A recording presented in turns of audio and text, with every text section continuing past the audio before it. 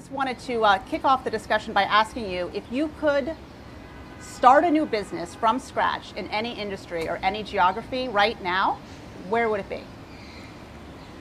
Well, it would certainly be in the U.S. because for me, my heart is in the United States, and I've built my business around the mission of creating jobs in America. So for me, my business is mission oriented to give everybody the dignity of work. And for me, I want to be at the nexus of manufacturing and technology. I feel a little bit like the Statue of Liberty, standing between history and the future, because technology is moving so quickly. But because of what it involves, it really is taking workers out of the workforce. So we have to find a way to marry history and the future and manufacturing and technology. So everything I'm working on right now is to create that bridge. So as technology is moving towards three-dimensional printing, sensors, robotics, the Internet of Things, everything, and software simulation, things are moving so quickly that every business I have, every 71 of the 75 businesses I own, I have to recreate for the future. So one of the things that I'm looking at in the automotive industry is three-dimensional printing of custom trim for high-end cars so that everybody can order their trim on a Ferrari or a Porsche exactly as they want it.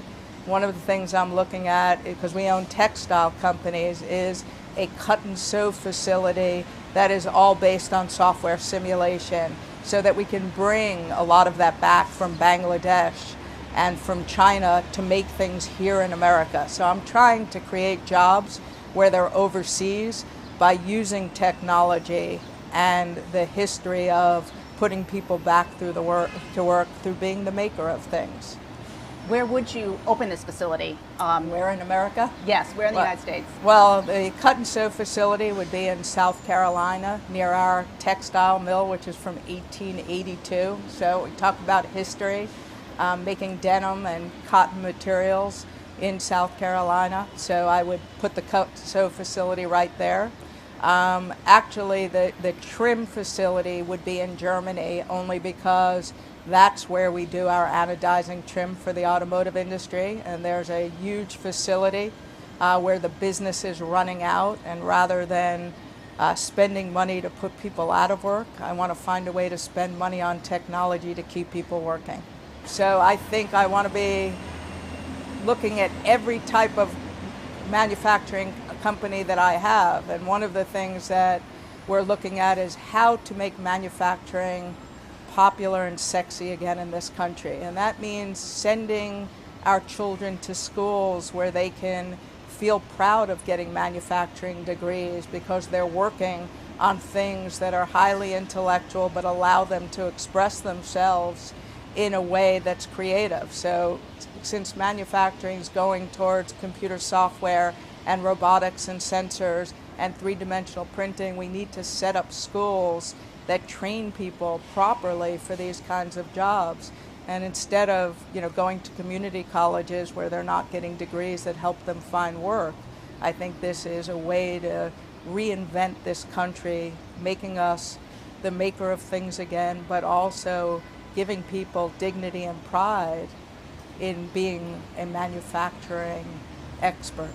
Are you finding it hard to find the people with the right skills for what you need, given how quickly your businesses are changing?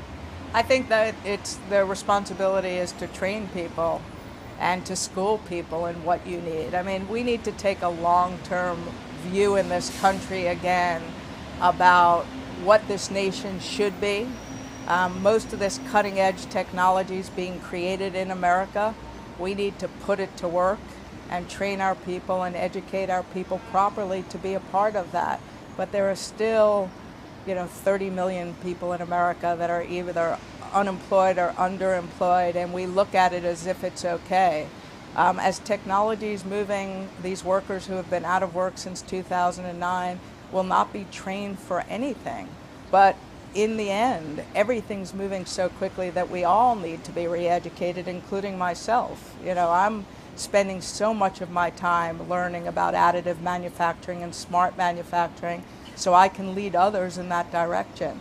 But I stood in front of 12,000 automotive workers a couple of weeks ago and I said, as of today, you're no longer an automotive company. You're a technology company in the automotive industry. And everything that we make today, 5 years from now, will not be the same.